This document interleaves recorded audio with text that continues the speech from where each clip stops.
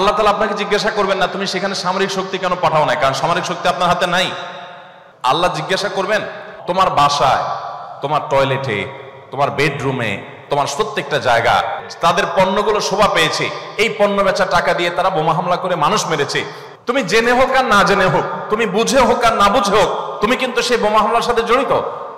প্রতিদিন তুমি চাঁদা দিচ্ছ ফিলিস্তিনের মানুষকে হত্যা করবার জন্য। আপনি দেখছেন, আপনি পেপসি বা কোকাকোলা বা সফট ড্রিঙ্কস এদের যেগুলো আছে সেগুলো আপনি ডকডক করে গিলছেন, আমি দেখছি সেগুলা লাল কালারের ওই পেপসি না, এগুলো হলো ফিলিস্তিনের মানুষের রক্ত। আমরা কয়দিন খুব জোরে সোরে বয়কট করে এরপরে আবার আমাদের সবকিছু সয়ে যায়। এক ভাই খুব চমৎকার বলেছেন, আমরা মানিয়ে নিয়েছি শোক, আবার উদরে ঢালছি কোক। আমরা মুসলমানরা যদি শুধুমাত্র তাদের পণ্যগুলো বয়কটটা যদি যথাযথভাবে করতে পারি, তাহলে তারা অন্তত 50% এমনিতেই সাইজ হয়ে যাবে। আমাদের ফিলিস্তিনের মুসলিম ভাই বোনরা মানব ইতিহাসের বর্বরতম একটা অত্যাচার এবং নিষ্ঠুরতার মধ্য দিয়ে তাদের দিনাতিপাত করছেন।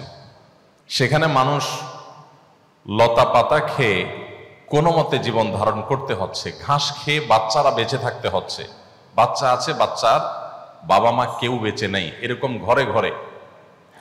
এমনকি অনেক বাচ্চা থাকার ঘরটুকু পর্যন্ত অভিশপ্তরা বোমা মেরে সেটাকে মাটির সাথে মিশিয়ে দিয়েছে। ক্ষুধার তাড়নায় মানুষ যখন দিকবিদিক ছুটোছুটি করছে, বাহির থেকে কোনো খাবার সেখানে ঢুকতে দেওয়া হচ্ছে না। ত্রাণ দেওয়ার জন্য সারা পৃথিবী উন্মুখ হয়ে আছে, কিন্তু সেই ত্রাণ পর্যন্ত ভেতরে ঢুকতে দেওয়া হচ্ছে না। একটা ত্রাণের গাড়ি কোনো মতে ভেতরে ঢুকেছে, সেখানে যখন ক্ষুধার্ত মানুষেরা চতুর্দিক থেকে একত্র হয়েছে, তাদের উপরে বোম্বিং করে তাদেরকেও শেষ করে দেওয়া হয়েছে। হসপিটালে অ্যানেস্থেসিয়ার অভাবে ছোট ছোট বাচ্চারা তাদের যখন অপারেশন করতে হচ্ছে, অ্যানেস্থেসিয়া দেওয়ার মতো মেডিসিন না থাকার কারণে ডাক্তার সরাসরি ছুরি দিয়ে কেটে এই জীবন্ত বাচ্চা ছেলেটাকে, মেয়েটাকে, বাচ্চা শিশুটাকে আর্তনাদের মধ্যেই কাটাকাটি করতে হচ্ছে। এরপরও বাহির থেকে কোনো মেডিসিন পর্যন্ত ঢুকতে দেওয়া হচ্ছে না। এই কাজগুলো তারা করছে যারা পৃথিবীতে মানবতার সবক সকাল বিকাল আমাদেরকে দেয়, মানবাধিকারের সবক আমাদেরকে সকাল বিকাল শিখায়। আমরা যাদের কাছ থেকে তথাকথিত গণতন্ত্র শিখি, আমরা তাদের কাছ থেকে ব্যক্তি স্বাধীনতার কথা শিখি। এই মানুষগুলোর আসল মানবতার রূপ আমরা দেখি ফিলিস্তিনে অত্যন্ত বর্বরভাবে, অত্যন্ত বাজেভাবে বের হয়ে পড়েছে, প্রকাশ হয়ে গেছে। এরকম একটা সময় আমরা যখন আমাদের দেশের দিকে তাকাই, আমি ইতিমধ্যে বিভিন্ন জায়গায় বলেছি, জাতির একজন সাধারণ সদস্য, বাংলাদেশের একজন সাধারণ নাগরিক হিসাবে আমি খুবই লজ্জিত, খুবই অনুতপ্ত, খুবই ব্যথিত। এই জন্য লজ্জিত অনুতপ্ত যে সমস্ত কোম্পানিগুলোর টাকা বোমা হয়ে আমার নিরীহ মুসলিম ভাই বোনদের উপরে নিপতিত হচ্ছে। নবী করিম সাল্লাল্লাহু আলাইহি ওয়াসাল্লাম বলেছেন, পুরো পৃথিবীর সমস্ত মুসলমানরা একটি দেহের মতো। আমার মুসলিম ভাই বা বোন তিনি আফ্রিকায় থাকুন কিংবা আমেরিকায়, ইউরোপে থাকুন কিংবা এশিয়ায়, যেখানেই থাকুন না কেন, তার কষ্টে আমি কষ্ট অনুভব করব, এটা আমার ইমানের দাবি। আর যদি কষ্ট অনুভব না হয়, তাহলে বুঝতে হবে আমার ভিতরে ইমানের কোনো ছিটে ফোটাই নেই।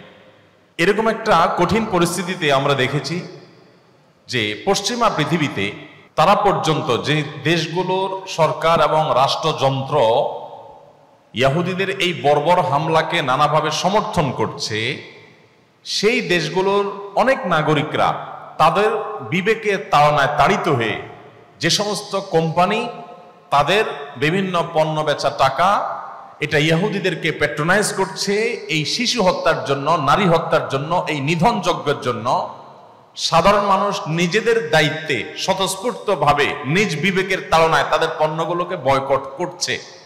আমি মালয়েশিয়াতে দেখেছি, থাইল্যান্ডে দেখেছি, জাপানে দেখেছি যে এই বর্বরচিত হামলার পর রিসেন্ট আমার এই দেশগুলোতে যাওয়ার সুযোগ হয়েছে। আমি দেখেছি যে তাদের রেস্টুরেন্টগুলোতে, ইহুদি রেস্টুরেন্টগুলোতে, ইহুদি কোম্পানিগুলোতে রীতিমতো মাছি মারছে। তার্কির এক ভাই কদিন আগে আমার অফিসে আসছেন, তিনি বললেন, ভাই ম্যাকডোনাল্ডসের মতো এরকম রেস্টুরেন্টে যেখানে আমাদের ইস্তাম্বুলে সিরিয়াল পড়ে থাকতো সারাদিন, একটা বার্গারের জন্য দাঁড়িয়ে থাকতে হতো অনেক সময় ধরে, সেই রেস্টুরেন্টে এখন আপনি যদি যান আপনি অবাক হবেন, রীতিমতো মাছি মারছে তারা। মানুষ ঢুকছে না। আপনি যদি মিডিল ইস্টে চলে যান দেখবেন তাদের র্যাকগুলোতে একটার সাথে দুইটা ফ্রি অফার দিয়েও কোনো গ্রাহক তারা টানতে পারছে না। এটা যে কত বড় একটা ইফেক্টিভ কাজ ছিল সেটা আমরা দেখেছি। এই কোম্পানিগুলো যখন একের পর এক তাদের অবস্থান ক্লিয়ার করা শুরু করার জন্য ইনিয়ে বিনিয়ে তারা নিজেদের অবস্থানকে পরিবর্তন করার চেষ্টা করছে যে না আমরা এটার সাথে নাই, আমরা সমর্থন করি ফিলিস্তিনকে, অন্তত তাদের মুখ দিয়ে এই যে কথাটা বলানো গেছে এটা একটা বড় সাফল্য। আমরা যখন ফিলিস্তিনের মানুষদের এই দুরবস্থা দেখতে পাই, বিভিন্ন ভিডিও দেখতে পাই, এগুলো দেখার মতো না, এত নির্মম। আমরা আমাদের ছেলে মেয়ে নিয়ে ঘুমাচ্ছি, আমরা খুব আরামে খাচ্ছি, আমরা ফুর্তি করছি, আমাদের সবকিছু চলছে, কিন্তু তাদের কষ্ট আমাদেরকে টাচ করছে না। এই যে টাচ করছে না, এটা আপনার ভেতরে ইমান যে একেবারে ধুয়ে মুছে সাফ হয়ে গেছে, আপনি শুধু জাস্ট খোলস নামে মাত্র মুসলমান, এটা প্রমাণ হলো যে আপনার ভিতরে কোনো ন্যূনতম কোনো পরিবর্তন আসছে না, কোনো প্রকার ভাবলেশ হচ্ছে না, আপনার ফিলিংস হচ্ছে না। আপনার তো ঘুম হারাম হয়ে যাওয়ার কথা, আপনার তো খাবার উঠে যাওয়ার কথা, আমরা তো পাগল হয়ে যাওয়ার কথা। এই দৃশ্যগুলো দেখার পর আমার তো ঠিক থাকতে পারার কথা না। ইমানের দাবির কারণে তো আপনার ভিতরে একটা অস্থিরতা কাজ করার কথা, ব্যাকুলতা সৃষ্টি হওয়ার কথা, কিন্তু সেটা হচ্ছে না। ভাইরা আমার, আমাদেরকে শয়তান একটা প্রবোধ দেয়। এই ভিডিওগুলো আমরা দেখি ফেসবুক, ইউটিউব, আর স্কিপ করে চলে যাই, উপরের দিকে টেনে আমরা স্ক্রল করে চলে যাই। শয়তান আমাদেরকে বলে তোমার কি করার আছে, তুমি একটা সামান্য, একে তো বাংলাদেশের মতো একটা ছোট্ট দুর্বল দেশ, আবার সে দেশের একজন অতি সাধারণ একজন নাগরিক, একজন নগণ্য মানুষ, তুমি এই আন্তর্জাতিক সমস্যার সমাধান করার মতো ক্ষমতা তো তোমার হাতে নাই, তোমার কি করার আছে? সো তুমি একটু আল্লাহর কাছে দোয়া করো, বাস। আমি একটু দোয়া করে ওটাকে স্কিপ করে আর একটা ঝাঁকানাকা কোনো ভিডিওতে আমি ডুবে যাচ্ছি। এই না আমাদের অবস্থা? আসলে কি তাই? আমি তো তা মনে করি না। এটা শয়তান আপনাকে মিথ্যা কথা বলে, আপনাকে মিথ্যা সান্ত্বনা দেয়। শয়তান বলে তোমার কিচ্ছু করার নাই। কে বলেছে আপনার কিছু করার নাই? আপনার যে কত কিছু করার আছে সেটা আপনি নিজেও ভাবেন নাই। আল্লাহ তাআলা আপনাকে জিজ্ঞাসা করবেন না তুমি সেখানে সামরিক শক্তি কেন পাঠাও নাই, কারণ সামরিক শক্তি আপনার হাতে নাই। আল্লাহ আপনাকে এটা জিজ্ঞেস করবেন না। আল্লাহ আপনাকে বলবেন না তুমি মানবিক সহায়তা নিয়ে শত শত হাজার হাজার টন কেন খাবার পাঠাও নাই সেখানে, কারণ এই ক্ষমতা আপনার হাতে নাই। আল্লাহ এটা জিজ্ঞেস করবেন না। আল্লাহ জিজ্ঞাসা করবেন তোমার হাতে একটা ইহুদি পণ্য তোমার বাসায়, তোমার টয়লেটে, তোমার বেডরুমে, তোমার প্রত্যেকটা জায়গা, কখনো সাবানের নামে, কখনো শ্যাম্পুর নামে, কখনো লোশনের নামে, কখনো চকলেটের নামে, কখনো ড্রিঙ্কসের নামে, কখনো রেস্টুরেন্টের ফাস্টফুডের নামে, তোমার বাসার প্রতিটা কক্ষে কক্ষে, প্রতিটা টয়লেটে তাদের পণ্যগুলো শোভা পেয়েছে। এই পণ্য বেচা টাকা দিয়ে তারা বোমা হামলা করে মানুষ মেরেছে। তুমি শুধুমাত্র তাদের প্রতি সিম্পেথি দেখাতে পারতে, সেটা তো দূরের কথা, উল্টো বরং তুমি সেই বোমা হামলার সঙ্গে জড়িত। তুমি জেনে হোক আর না জেনে হোক, তুমি বুঝে হোক আর না বুঝে হোক, তুমি কিন্তু সেই বোমা হামলার সাথে জড়িত। প্রতিদিন তুমি চাঁদা দিচ্ছ ফিলিস্তিনের মানুষকে হত্যা করবার জন্য। আল্লাহ এই কথা বলবেন? এই কথা বলার যথেষ্ট সুযোগ আছে। প্রতিদিন আপনি চাঁদা দিচ্ছেন। আমি একটা পেস্ট কিনতেছি না, আমি একটা বোমা হামলার জন্য টাকা ইনভেস্ট করছি বা চাঁদা দিচ্ছি। প্রতিদিন বাংলাদেশের প্রত্যেকটা মানুষের কাছ থেকে, প্রতিটা মানুষের ঘর থেকে ওরা চাঁদা তুলে নিয়ে যাচ্ছে। আপনি মনে করছেন মুদি দোকানে গিয়ে আমি মালামাল কিনে আনছি। আল্লাহর কসম করে বলছি এটা মালামাল কিনা না। এটা আপনি দেখছেন মালামাল কিনা, আমি এটাকে মালামাল কিনা দেখছি না। আপনি দেখছেন আপনি পেপসি বা কোকাকোলা বা সফট ড্রিঙ্কস এদের যেগুলো আছে সেগুলো আপনি ডক করে গিলছেন। আমি দেখছি সেগুলা লাল কালারের ওই পেপসি না, এগুলো হলো ফিলিস্তিনের মানুষের রক্ত। আপনি দেখছেন সেগুলো হয়তো কোক, আমি দেখছি সেগুলো রক্ত। বাংলাদেশের মানুষ এরকম ভুলো জাতি পৃথিবীতে আরেকটা আছে কিনা আমি জানি না। আমরা খুব দ্রুততার সাথে ভুলে যাই। আমরা কাউকে মাথা তুলতেও দেরি করি না, আবার মাথা থেকে আছাড় দিতেও আমরা দেরি করি না। এটা আমাদের একটা দুর্বলতা। আমাদের এই দুর্বলতাটা আমাদের কাটিয়ে ওঠার চেষ্টা করা দরকার। আমরা কয়দিন খুব জোরে সোরে বয়কট করে এরপরে আবার আমাদের সবকিছু সয়ে যায়। এক ভাই খুব চমৎকার বলেছেন, আমরা মানিয়ে নিয়েছি শোক, আবার উদরে ঢালছি কোক। আমার এখানে আসার উদ্দেশ্য ব্যাখ্যা করতে এই কথাগুলো আমি বললাম। আমি কেন এসেছি? আমি জানি যে এইটা company Tasmia cosmetics and toilets limited, এই কোম্পানি এটা একটা দেশীয় কোম্পানি। আমি যতটুকু জানি সম্পূর্ণ 100% একটা দেশীয় কোম্পানি। এই কোম্পানির সমস্ত প্রোডাক্টগুলো দেশীয় প্রোডাক্ট। এরকম আরো যে সমস্ত কোম্পানি দেশীয় আছে, এই কোম্পানির মান, গুণগত মান যদি সেই বাইরের জিনিসগুলোর চাইতে কমও হয়, দাম যদি বেশিও হয়, আমার ইমানের দাবি, আমার দেশের প্রতি ভালোবাসার দাবি, আমি আমার দেশীয় পণ্যগুলো কিনবো, আমি এগুলো কিনবো না। এই কথা আমি দীর্ঘ বহুদিন থেকে বলে আসছি। আমার এখানে আসার মূল আকর্ষণের জায়গাটা এটা যে এটা একটা দেশীয় কোম্পানি। আমার উদ্দেশ্য যে আমরা দেশীয় পণ্য ব্যবহার করার ব্যাপারে আমরা আগ্রহী হই এবং ইহুদিদেরকে পণ্য কেনার নাম করে ইহুদিদের আপনার ফিলিস্তিনের মানুষদের হত্যার জন্য চাঁদা না দেই। আপনি নামাজ পড়তেছেন, আপনি সিজদা করতেছেন, আপনি অনেক কিছু করতেছেন, দিন শেষে আপনি মুসলমানদের হত্যার সঙ্গে জড়িত, আপনি নিরীহ মা শিশুগুলোকে হত্যার সাথে জড়িত, আপনি জানছেনও না। তো আমার এখানে আসার আগ্রহের জায়গাটা আমি আশা করি পরিষ্কার করতে পেরেছি যে আমি ওই সমস্ত পণ্যগুলো বয়কটের পেছনে আমি কাজ করার চেষ্টা করছি, বয়কটের জন্য কাজ করার চেষ্টা করছি, ক্যাম্পেইন করার চেষ্টা করছি, বিভিন্নভাবে উৎসাহ দেওয়ার চেষ্টা করেছি। একটা দেশীয় পণ্য, একটা দেশীয় কোম্পানি, তাদের যে অনেকগুলো আইটেম আছে, প্রত্যেকটা আইটেমই আমাদের নিত্য প্রয়োজনীয়, প্রতিদিনের দরকার হয়। তাহলে আমরা কেন এই কোম্পানির আইটেম বাদ দিয়া অন্য জিনিস আমি কিনবো? আমার দেশীয় জিনিস, আমি শুধুমাত্র এই কোম্পানির কথা আমি বলছি না, যত রকমের দেশীয় আইটেম আছে আমি সেগুলো কেন কিনছি না? মুসলিম কান্ট্রিগুলোর তৈরি করা জিনিস খুঁজে খুঁজে আমি কেন কিনছি না?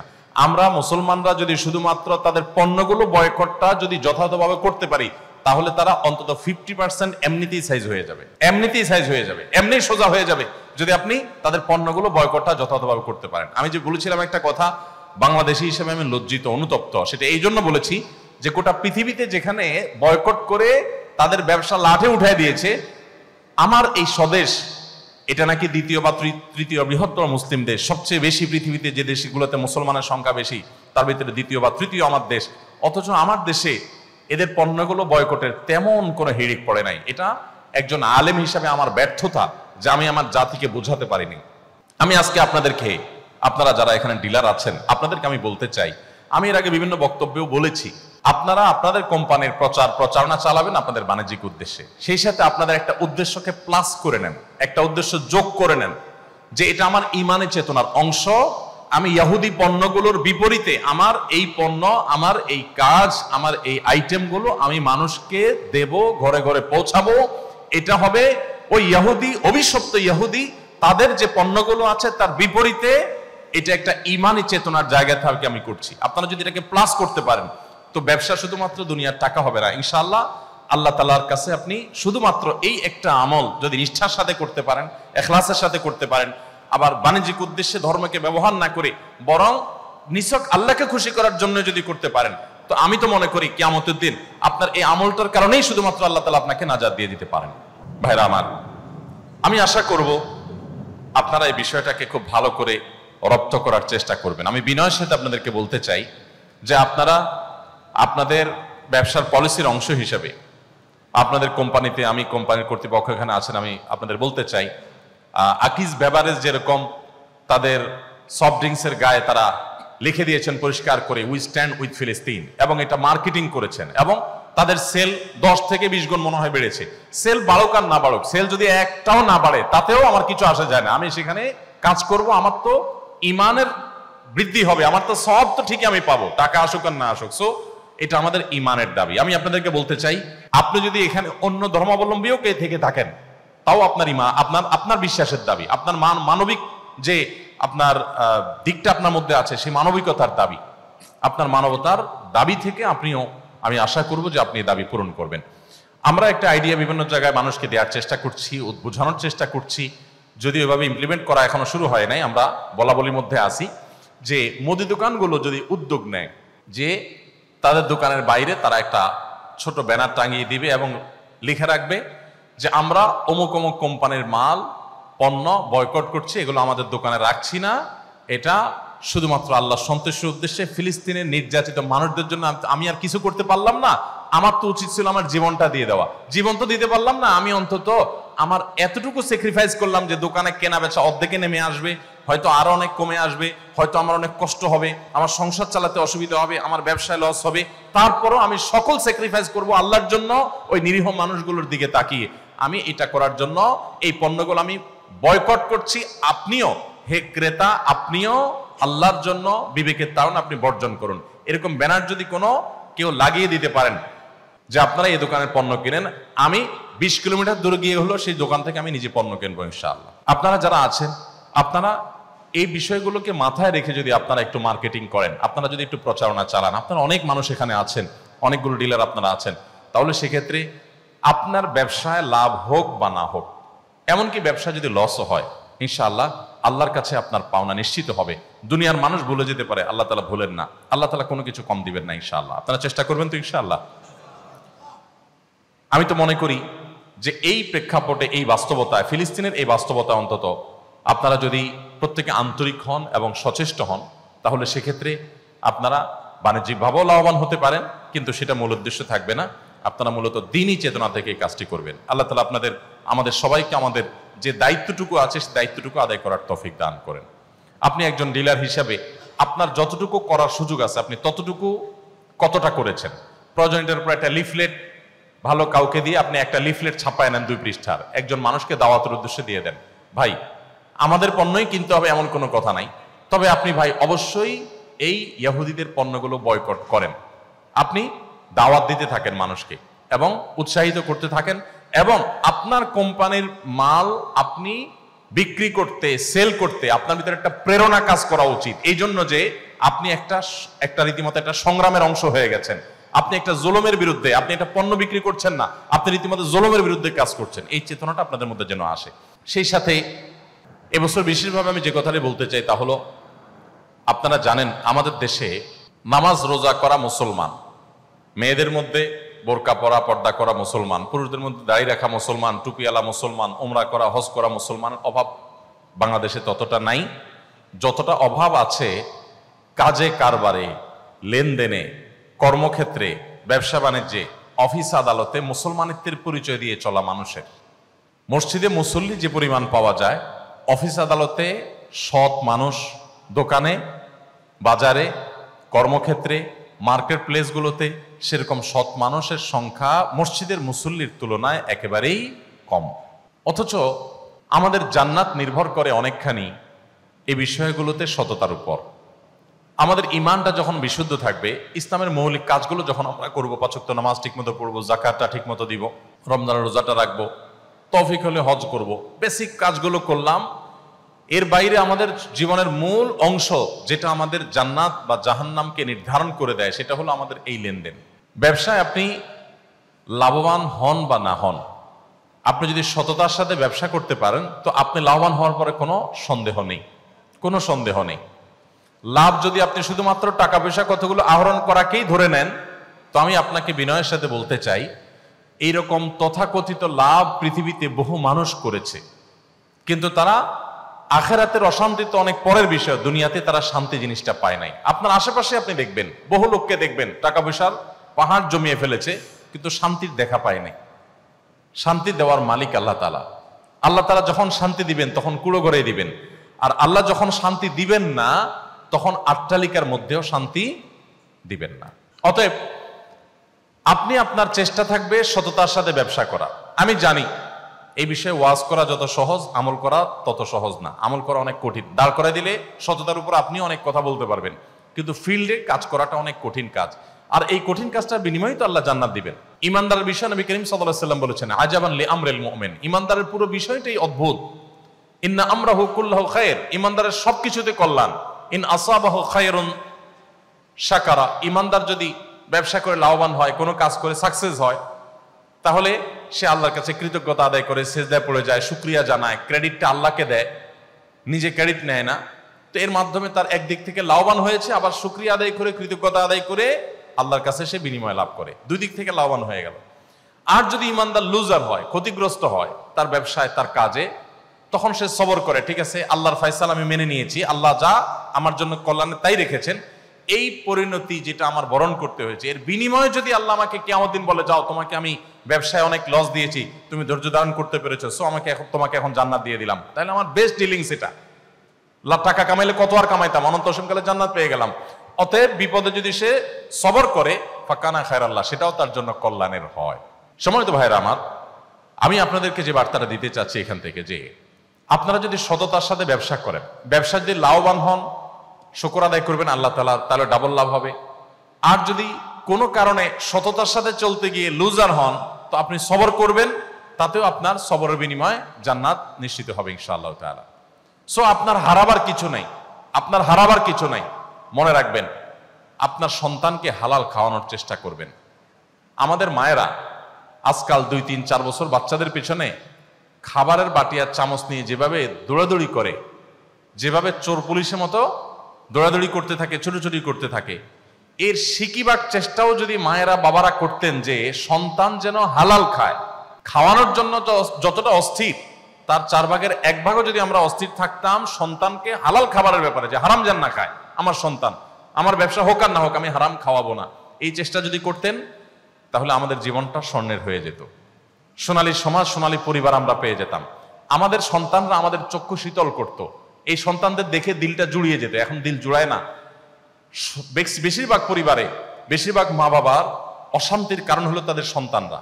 কারণ হলো আপনি হারাম খাওয়াচ্ছেন। দেখুন, হারাম এমন একটা জিনিস, এটা আপনি ঢোকাবেন নিজের শরীরে, নিজের পরিবারের সদস্যদের শরীরে, এটা কাজ করবেই করবে। গুলি মিস হতে পারে, এটা মিস হবে না। আপনি একটু পেছনে চলে যান, আমি সবসময় এক্সাম্পল দিই, একটু পেছনে 10 বছর, 20 বছর, 30 বছর আগে চলে যান। এখানে যারা 40+ বয়স আছে, আপনি আপনার শৈশবে চলে যান। আপনার সাথে আপনার বাবা মার যে বোঝাপড়াটা, এখন আপনার সন্তানের সাথে আপনার বোঝাপড়া কিন্তু এত ভালো না। আরো যদি পেছনে চলে যাই তো আরো ভালো দেখতে পাবো। আমাদের চাইতে আরো যারা সিনিয়র আছেন, যারা 50+, 60+ আছেন, তারা তাদের শৈশবে চলে যান। আপনি আপনার বাবা মাকে যতটা শ্রদ্ধা করতেন, আপনার সন্তান কি আপনাকে ততটা শ্রদ্ধা করে? আমরা আমাদের শৈশবে আমাদের বাবা মার কথা যতটা মানতাম, শ্রদ্ধার সাথে নিতাম, এখন কি আমাদের বাচ্চারা আমাদের কথাগুলো সেভাবে নেয়? কারণ কি? আমার বাবা মা আমাকে তো জামা একটা বেশি 2টা কিনে দিতে পারে নাই। আপনার বাবা মা তো আপনাকে ছোটবেলায় যা চাইছেন তা কিনে দিতে পারে নাই। একটা বেশি 2 তরকারি দিয়ে আপনাকে ভাত দিতে পারে নাই আপনার মা। অথচ আপনি তো আপনার ছেলেকে এখন 2টা কেন জামা 4টে 5টা একসাথে কিনে দিচ্ছেন। আপনি তো আপনার বাচ্চাকে কোনো দিকে তাকাইলেই সেটা কেনার জন্য পাগল হয়ে যাচ্ছেন। আব্বু কি খাবা, কি তোমার লাগবে, এটা জিজ্ঞেস করতে করতে মুখ দিয়ে ফেনা তুলে ফেলছেন। আপনার ওয়াইফ তো 1 তরকারি না 5 তরকারি দিয়ে খাবার দিয়েও বাচ্চাকে খাওয়াতে পারছে না। এত খাবার দিচ্ছেন, এত সার্ভিস দিচ্ছেন, এত কষ্ট করছেন, এত কিছু দিচ্ছেন, এরপরও বাচ্চা আপনার কৃতজ্ঞ না। আর আপনার বাবা মা এত কিছু দিতে পারেন না, কিন্তু আপনি তাদের প্রতি কৃতজ্ঞ ছিলেন। তাহলে তখন কি ছিল, এখন কি নাই, একটু মেলাবার সময় আমাদের এসেছে। কিছুই দিতে পারেন নাই তারা, কিন্তু আমরা তাদের জন্য পাগল পড়া। আর এখন এত কিছু দিচ্ছি, কিন্তু ওরা আমাদেরকে দেখতেই পারে না। একটু জোর করে কথা বললে তারা রাগ করে, এবার তাদের পায়ে ধরা লাগে। 3-4 বছরের পোলাপান, 5-6 বছরের পোলাপান, একটা বেশি 2টা ধমক দিলে এরপর মা বাপ তাদের কাছে সরি বলতে বলতে শেষ। ওর তেল মাখতে মাখতে মার দিন যায়, ওর তেল মাখতে মাখতে বাপের দিন যায়। কারণ ওর মুড অফ হয়ে গেছে, ও রাগ করছে, ও রুমের দরজা আটকে ফেলছে, সে রিয়্যাক্ট করতেছে। আমরা কোথায় চলে যাচ্ছি আমরা নিজেরাও ভাবছি না। আমি দীর্ঘ আলোচনায় চলে যাব না, আমি সংক্ষেপ করতে চাই। এই বিষয়ের যদি আপনি 10টি কারণ খুঁজে বের করেন, তার মধ্যে একটি কারণ এটা যে আপনার বাবা মা আপনাকে হালাল খাওয়াইছে, আপনি আপনার সন্তানকে ওই রকম সন্দেহাতীত হালাল খাওয়াতে পারছেন না। আপনিও হালাল খাওয়াচ্ছেন, বাট আপনার হালালটা আপনার বাবা মা যেরকম খাওয়াইছেন ওরকম পিওর হালাল আপনি দিতে পারছেন না। এটার এফেক্ট আপনার সন্তানের মধ্যে পড়ছে, এবং জেনারেশন যত সামনে অগ্রসর হবে, যত বেশি আপনি হালাল উপার্জনের ক্ষেত্রে ছাড় দিবেন। আপনার কাছে টাকাটাই মুখ্য। আপনি লাখপতি হতে চান, কোটিপতি হতে চান, আপনার হালাল হারাম দেখার দরকার নেই। তো আপনার সন্তান শুধু না, আপনার পুরো জীবনটা দুর্বিষহ জীবন হবে। পৃথিবীর সবচেয়ে উন্নত দেশগুলোর একটি হলো জাপান, কোরিয়া। জাপান কোরিয়ান মানুষদের মধ্যে আত্মহত্যার প্রবণতা পৃথিবীর সবচেয়ে বেশি। ব্যাপার কি? সুখের সমস্ত উপকরণ আছে, তথ্য প্রযুক্তি, পরিবেশ, এনভায়রনমেন্ট। শুধু প্রকৃতি যদি দেখেন, যারা গিয়েছেন তারা জান এই সমস্ত দেশগুলোর যে প্রকৃতি, নেচার এত সুন্দর, মনে হবে যে প্লাস্টিক দিয়ে আল্লাহ তাআলা গাছগাছালাগুলো বানায় রাখছেন, এত সুন্দর। আর তাদের যে প্রযুক্তি, উন্নতি, সেটা তো আছেই, জ্ঞানে বিজ্ঞানে, কিন্তু মানুষ সুখে নেই। আত্মহত্যা তো মানুষ সুখে চুটে করে না। ঘরে ঘরে আত্মহত্যা যে হচ্ছে, আত্মহত্যা যে ভয়াবহ অবস্থা, গোটা দেশ ধ্বংসের দিকে চলে যাচ্ছে। কারণ কি? সারা পৃথিবী, আমি নিজের চোখে যেগুলো দেখছি আমি সেগুলো বলছি, বাকিগুলো আমার শোনা কথা, বলা কথা। আর যেগুলো আমি ঘুরে ঘুরে ঘুরে ঘুরে সার্ভে করার বা জানার চেষ্টা করেছি সেগুলো আমি বলেছি। ভাইরা আমার, আপনাদের এই কথাগুলো বলার উদ্দেশ্য হলো যে আপনারা ব্যবসা সিরিয়াস হবেন। আমি একটু আগেই বললাম, আপনার এই ব্যবসা শুধু দুনিয়ার ব্যবসা না, এটা আখিরাতের ব্যবসা। আপনার এই ব্যবসা দ্বীনি চেতনার জায়গা থেকে আপনি করবেন। আপনি একটা মুসলিম কোম্পানিকে দাঁড় করাবার চ্যালেঞ্জ করাবেন, আপনি একটা দেশীয় কোম্পানিকে দাঁড় করানোর চ্যালেঞ্জ নিয়ে আপনি সামনে আগাবেন। আপনি কি করতে পারলেন না পারলেন এটা বড় কথা না, আপনার উদ্দেশ্য কি ছিল এটা বড় কথা। আল্লাহ তাআলা সেটা দেখবেন, ওইটা দেখে আল্লাহ তাআলা আপনাকে বিনিময় দিবেন। আর এই কাজে সিরিয়াসনেস সাথে আপনি যখন কাজ করবেন, আমার সিরিয়াসনেস থাকবে, আমার চেষ্টা থাকবে, টাকা আমার আসুক আর না আসুক, হালাল আসা চাই। হারাম হলে আমার কোটি টাকারও দরকার নাই, হালাল 1 টাকাও আমি ছাড়বো না। আমার আটানা হলো তার জন্য আমি অনেক পরিশ্রম করতে রাজি আছি, সময় দিতে রাজি আছি, বাট যদি হারাম হয় আমার কোটি টাকারও কোনো প্রয়োজন নাই। ভাইরা আমার, এটা যদি আপনি করতে পারেন, আমি আপনাকে আল্লাহর উপর ভরসা রেখে আল্লাহর নামে শপথ করে বলতে পারি আপনার পরিবারটা একটা জান্নাতি পরিবার হবে। আপনার হয়তো অনেক টাকা পয়সা থাকবে না, কিন্তু আপনার বাচ্চা, আপনার সন্তানের আচরণে আপনি বিগলিত হয়ে যাবেন, আপনার অন্তরটা জড়িয়ে যাবে, নয়নটা জড়িয়ে যাবে, আপনার ভালো লাগা কাজ করবে, আপনার ফ্যামিলিটা একটা জান্নাতের টুকরো হয়ে যাবে যদি আপনি 100% হালাল মেনটেন করার জন্য দীর্ঘ প্রচেষ্টা চালান, দৃঢ় প্রতিশ্রুতিবদ্ধ হন, এবং আপনি যদি বলেন যে এই জায়গায় আমি কোনো কম্প্রোমাইজ করব না, আমি হালাল খাবো, আমার আশেপাশে সবাই লালে লাল হয়ে যাবে টাকা টাকা কামায়া, আমি প্রয়োজনে সেই জায়গায় যেতে পারবো না, কিন্তু আমি হালালের চেষ্টা করব। চেষ্টা করা যাবে না ইনশাআল্লাহ? আল্লাহ তাআলা আমাদেরকে সেই তৌফিক দান করুন। তাহলে দুইটা বার্তা আমার দেয়া শেষ। 3 নম্বর এবং সর্বশেষ বার্তা হলো, পারিবারিকভাবে একটু বসেন। আমরা বাচ্চাদেরকে সময় দেই না, সবাই টাকার মেশিন, শুধু পয়সা চাই আর কিচ্ছু না। ভাই, পয়সাতে আপনি সিরিয়াস হন, কোনো অসুবিধা নেই, কিন্তু আপনি ফ্যামিলিকে নিয়ে একটু বসেন। রমজানে প্রতিদিন 5 মিনিটের জন্য 10 মিনিটের জন্য একটা পারিবারিক বৈঠক, যে পরিবারের একেবারে দুধের শিশুটা থেকে নিয়ে আপনার ওয়াইফ পর্যন্ত সবাই সাথে থাকবে, গোল বৈঠক হবে। আজকে রমজান উপলক্ষে আমাদের কার কি অর্জন, কার কি অ্যাচিভমেন্ট, কোরআন কে কতটুকু পড়েছি, হাদিস কে কতটুকু পড়েছি, আমরা কতবার আল্লাহকে স্মরণ করেছি, আমরা কতটা বিশেষ ভালো কাজ করেছি, আমরা কোন মানুষটার উপকার করেছি, আমরা ফ্যামিলিগতভাবে বসে এটা ডিসকাস করি। এখন ফ্যামিলিগতভাবে একসাথে বসাবসি হয় না, বসাবসি হইলেও সবার হাতে হাতে মোবাইল। হ্যাঁ, একসাথে বসছেন তো ছেলে ছেলের মোবাইল টিপতেছে, ওয়াইফ ওয়াইফের মোবাইল টিপতেছে, মেয়ে মেয়ের মোবাইল টিপতেছে। এটা আমাদের আরেকটা জানের শত্রু হয়ে গেছে। এটা কন্ট্রোল করা ছাড়া আপনি আপনার পরিবারকে বাঁচাতে পারবেন না। আমি আমার কথাটা সব জায়গায় মানুষকে শোনানোর চেষ্টা করি, উদ্দেশ্য হয় অন্যরা যাতে অনুপ্রাণিত হয়। আমি প্রতিদিন আমার ছেলেদের সাথে খেলা করি। আমি যখন থাকি ঢাকায়, যত ব্যস্ততা থাকুক, আমি সমস্ত কাজ ফেলে রেখে প্রতিদিন 1 ঘন্টা আমার ছেলেদের সাথে আমি খেলি, এবং খেলতে খেলতে ঘাম ঝরায় বাপ বেটা পরে আমরা যে গোসল করি। এবং সকালে ঢাকার মতো জায়গায় সকালে আমাদের ছেলে মেয়েরা সবাই চেষ্টা করে আমাদের একটা ক্ষেত করার। একজনের একটা প্লট পড়ে আছে, তার হাতে পায়ে ধরে বললাম, ভাই আপনার প্লটটা তো খালি পড়ে আছে, আপনি অনুমতি দিলে আমরা সেটা ক্ষেত বানাই। উনি বলে, করেন, অসুবিধা কি? তো আমরা সেখানে ক্ষেত বানাইছি। ক্ষেত বানাই আমরা প্রায় 19 আইটেমের তরকারি আছে। আমি একটু আগে বাসা থেকে ভাত খেয়ে আসছি, এর ভিতরে যতগুলো তরকারি খেয়েছি এগুলো সব আমার ক্ষেতের তরকারি। লাল শাক, অন্যান্য যা যা আছে এগুলো সব আমার ক্ষেতের তরকারি। যাওয়ার সময় নিচে দেখলাম গ্যারেজে ড্রাইভার সাহেব একটা লাউ ছিঁড়ে রাখছে, লাউটা হাতে করে আমি উপরে নিয়ে চলে গেলাম, এবং আশেপাশে সবাইকে দিচ্ছি, অফিস স্টাফদেরকে দিচ্ছি, বন্ধু বান্ধবদেরকে দিচ্ছি, নিজেরা করছি। কেন করছি জানেন? এর একটা বড় কারণ হলো যে আমাদের ছেলে মেয়েরা তারা মোবাইলে আসক্ত। আমরা শুধু অভিযোগ দায়ের করি, আমরা কতটা বাচ্চাদেরকে সময় দিয়েছি। আপনার বাচ্চাকে আপনি কিছু একটা দিয়ে তো এঙ্গেজ করবেন, আপনি তাকে তো কিছু একটা এনজয় করতে দিবেন, তার এনার্জিটা ব্যয় করার একটা জায়গা তো দিবেন। আপনি কিছু দিচ্ছেন না, আপনি সারাদিন ব্যবসা ব্যবসা, ধান্দা ধান্দা, পয়সা ছাড়া আপনি তো টাকার মেশিন হয়ে গেছেন, আর কিছু না। আপনার শুধু টাকা চাই, টাকা ঠিকই হবে, সন্তান ধ্বংস হয়ে যাবে, ফ্যামিলি শেষ হয়ে যাবে। সো আপনি ফ্যামিলিকে সময় দেন। আমি চেষ্টা করি যে সকালে খেতে একটু সময় দেওয়া, আর সন্ধ্যায় একটু খেলাধুলায় সময় দেওয়া, আর মাঝে মাঝে বসে একাত্র খেতে বসে একটু আলাপ আলোচনা করা। আমি আপনাদেরকে বলতে চাই, রমজান উপলক্ষে প্রতিদিন পরিবারের সমস্ত সদস্যদেরকে নিয়ে ইবাদতবন্দি করেন, ভালো কাজ করেন, আপনার ব্যবসা বাণিজ্য সব ঠিকঠাক রেখে আপনি এই টাইমটা বের করেন, তাহলে ইনশাল্লাহ একটা আদর্শ পরিবার আমরা পাবো। বিশেষ করে আমাদের নানা কারণে দেখা যায় বাচ্চারা শিক্ষা প্রতিষ্ঠান থেকে তারা সেভাবে আদর্শ, নৈতিকতা, ইসলামী শিক্ষা তারা নিতে পারছে না। তো অতএব তাদেরকে পারিবারিকভাবে এই জিনিসটা যদি আমরা সাপোর্ট দেই, তাহলে ইনশাল্লাহ তারা আদর্শ পরিবার হিসাবে, আদর্শ পরিবারের সদস্য হিসেবে তারা গড়ে উঠবে, বেড়ে উঠবে, এবং এটার সুফলটা আপনি নিজেই উপভোগ করবেন, আপনি নিজেই এর স্বাদটা অনুভব করতে পারবেন ইনশাআল্লাহ। অতএব আমি আপনাদেরকে বলবো যে শত ব্যস্ততার মধ্যে আসন্ন রমাদানকে সার্থক করার জন্য রমজান মাসে পুরো ফ্যামিলি দিনে একবার করে মিটিং করুন, নিজেদের অ্যাচিভমেন্টগুলো, আমলগুলো, কার কি অর্জন হলো সেগুলো পর্যালোচনা করুন, এবং প্ল্যান ঠিক করুন। রাত জেগে শেষ দশক আসলে ইবাদতবন্দি করুন। মার্কেটিং এর জন্য যেরকম প্ল্যান করেন, শপিং এর জন্য যেরকম প্ল্যান করেন, তার চাইতে বেশি গুরুত্ব দিয়ে রমাদানে ইবাদতের প্ল্যান করেন ইনশাআল্লাহ। তাহলে আপনার প্রজন্ম, আপনার বংশধর, আপনার ছেলে মেয়ে, আপনার ফ্যামিলি আপনি রক্ষা করতে পারবেন। আর না হলে ধ্বংসের অতল তলে হারিয়ে যাবে, আফসোস করবেন, টাকা পয়সা হয়ে যাবে, বাড়ি গাড়ি হয়তো হবে, সবাই দেখবে আপনার চাকচিক্য, আপনার চকচকে লাইফ, কিন্তু আপনার ভেতরে যে ধ্বংস হয়ে গেছে সেটা কিন্তু কেউ অনুভব করবেন। আপনি একা কুরে কুরে মরবেন, কুরে কুরে শেষ হবেন।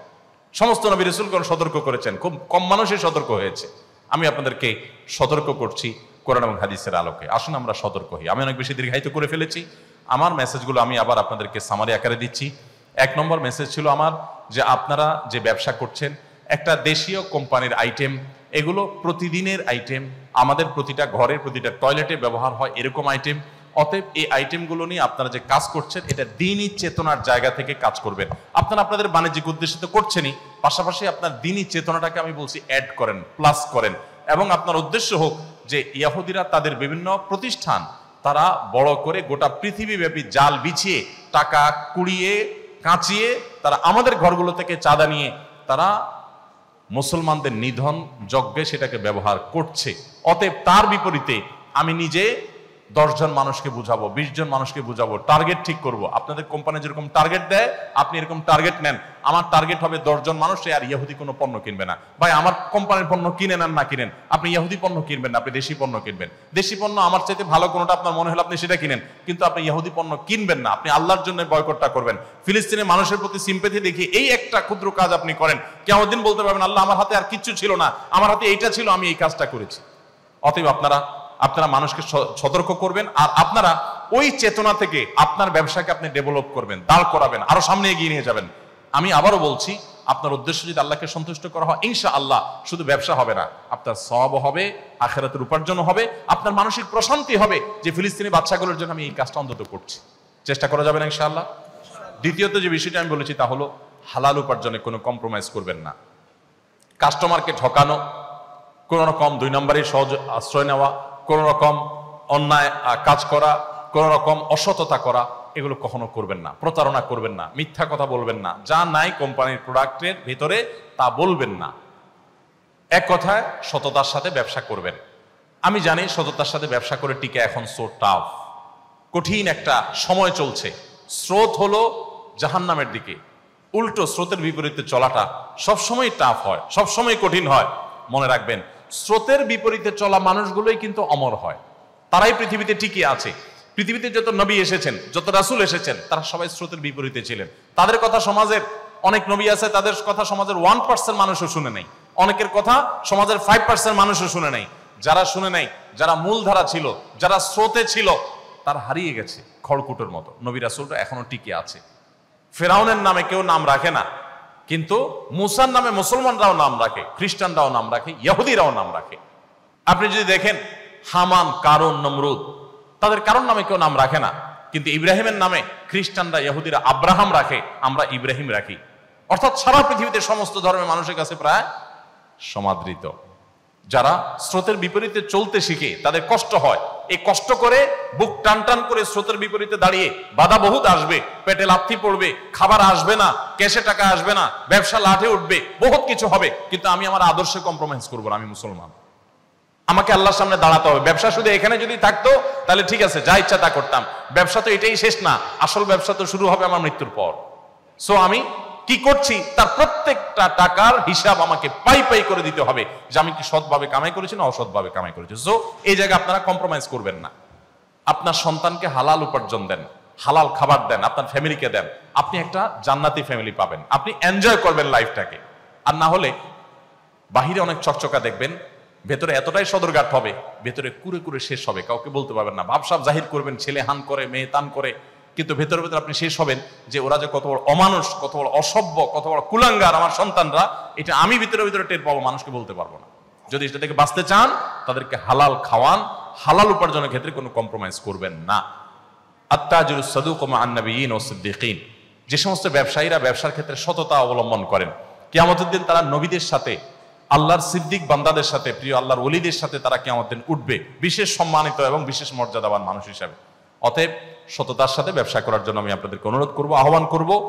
এবং সর্বশেষ মেসেজ ছিল আমার যে আসন্ন রমাদান উপলক্ষে পুরো ফ্যামিলি সহকারে আসুন, আমাদের একেবারে চার্ট করে রীতিমতো শিডিউল করে আমরা সারাদিনের কার্য তালিকা ঠিক করে পরিবারের সদস্যরা সবাইকে নিয়ে আসুন আমরা কোরআন চর্চা করি, হাদিস চর্চা করি এবং ইসলামের দিকে অগ্রসর হওয়ার চেষ্টা করি, প্রতিদিন আমল করার চেষ্টা করি, ভালো মানুষ হওয়ার স্ট্রাগল করি। এবং সেটা পুরো পরিবারের সমস্ত সদস্যদেরকে নিয়ে, এবং পরিবারের সদস্যদেরকে একটু সময় দেন, নিয়ে একটু বসেন, সমস্ত মোবাইল টোবাইল অফ করে, মোবাইল সব দূরে রেখে 10 মিনিটের জন্য বসেন, যে 10 মিনিটের জন্য মোবাইল থেকে দূরে থাকো সবাই, আসো আমরা একটু পর্যালোচনা করি আমরা আল্লাহ থেকে কে কতটা অগ্রসর হতে পেরেছি, কে কতটা দূরে সরে গিয়েছি, আমরা একটু পর্যালোচনা করি। ইনশাআল্লাহ আমি আশা করি এরকম একটা লাইভ যদি আপনি করতে পারেন, এরকম একটা ফ্যামিলি যদি আপনি করতে পারেন, আপনার ফ্যামিলিটা আপনি উপভোগ করবেন, আপনি এনজয় করবেন।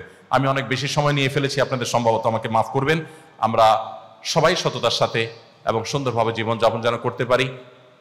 আজকে এখানে হয়তো বাণিজ্যিক উদ্দেশ্যে আপনারা একত্রিত হয়েছেন, জান্নাতে যেন আল্লাহ তাআলা আপনাদেরকে একত্র হওয়ার তৌফিক দান করেন, আমাদের সবাইকে যেন আল্লাহ তাআলা জান্নাতে এভাবে একত্র হওয়ার তৌফিক দান করেন, আমরা সেই দোয়া করি। ব্যবসা আমাদের শুধু দুনিয়ার যেন না হয়, দুনিয়ার ব্যবসাও হোক, সেই সাথে আখিরাতের ব্যবসাও হোক। আমরা দুনিয়াতেও এগিয়ে যাই, আখিরাতেও এগিয়ে যাই। ইমানদারের দৃষ্টিতে শুধু মৃত্যুর আগ পর্যন্ত না, বরং অনন্ত অসীমকালের জীবন পর্যন্ত। সো আমাকে এই জগতে এবং ওই জগতে, উভয় জগতে সফল কাম হওয়ার চেষ্টা করতে হবে। আল্লাহ আমাদের সবাইকে তৌফিক দান করুন। জাযাকুমুল্লাহ খাইর। আস-সুন্নাহ ফাউন্ডেশন, উম্মার স্বার্থে সুন্নাহর সাথে।